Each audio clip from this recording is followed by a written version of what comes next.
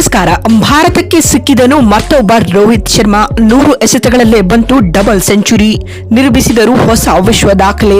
ಹಾಗಾದರೆ ಸುದ್ದಿಯ ಸಂಪೂರ್ಣ ಮಾಹಿತಿ ಏನು ಎನ್ನುವುದನ್ನ ಇವತ್ತಿನ ಈ ಒಂದು ವಿಡಿಯೋದಲ್ಲಿ ತಿಳಿಸಿಕೊಡ್ತಾ ಹೋಗ್ತೀನಿ. ಆದ್ದರಿಂದ ದಯವಿಟ್ಟು ಈ ವಿಡಿಯೋವನ್ನ ಕೊನೆವರೆಗೂ ನೋಡಿ.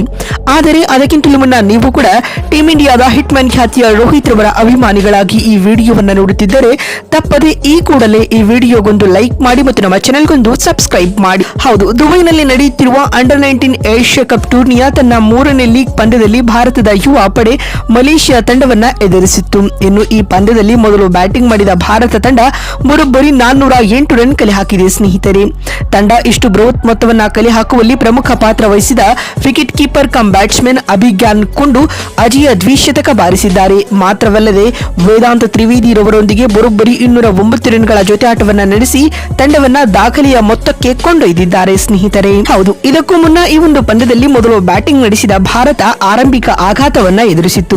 ಆದರೆ ಅದಾದ ನಂತರ ಜೊತೆಯಾದ ವಿಕೆಟ್ ಕೀಪರ್ ಕಮ್ ಬ್ಯಾಟ್ಸ್ಮನ್ ಅಭಿಜ್ಞಾನ್ ಕುಂಡು ಮತ್ತು ವೇದಾಂತ ತ್ರಿವೇದಿ ತಂಡದ ಇನ್ನಿಂಗ್ಸ್ ಕಟ್ಟಿದರು. ಈ ಮೂಲಕ 209 ರನ್ಗಳ ಪಾಲುದಾರಿಕೆಯನ್ನ ಹಂಚಿಕೊಂಡರು.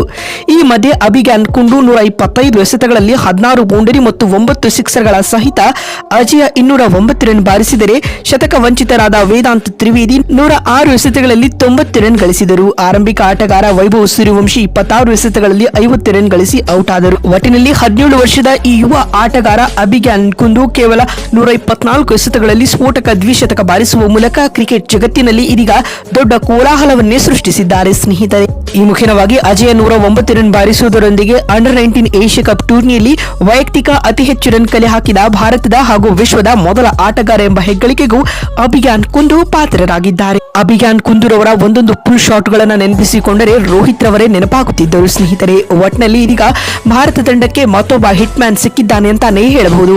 ಅಭಿಜ್ಞಾನ್ ಕುಂದುರವರ ಈ ಸ್ಫೋಟಕ ಡಬಲ್ ಸೆಂಚುರಿಯ ಕುರಿತು ನಿಮಗಿರುವ ಅನಿಸಿಕೆ ಮತ್ತು ಅಭಿಪ್ರಾಯಗಳನ್ನ ಕಾಮೆಂಟ್ ಮಾಡೋದನ್ನ ಯಾವುದೇ ಕಾರಣಕ್ಕೂ ಮರಿಬೇಡಿ. ಮತ್ತೊಂದು ವಿಡಿಯೋದಲ್ಲಿ ಸಿಗ್ತೀನಿ. ಅಲ್ಲಿವರೆಗೂ ನಮಸ್ಕಾರ, ಧನ್ಯವಾದಗಳು ಸ್ನೇಹಿತರೆ.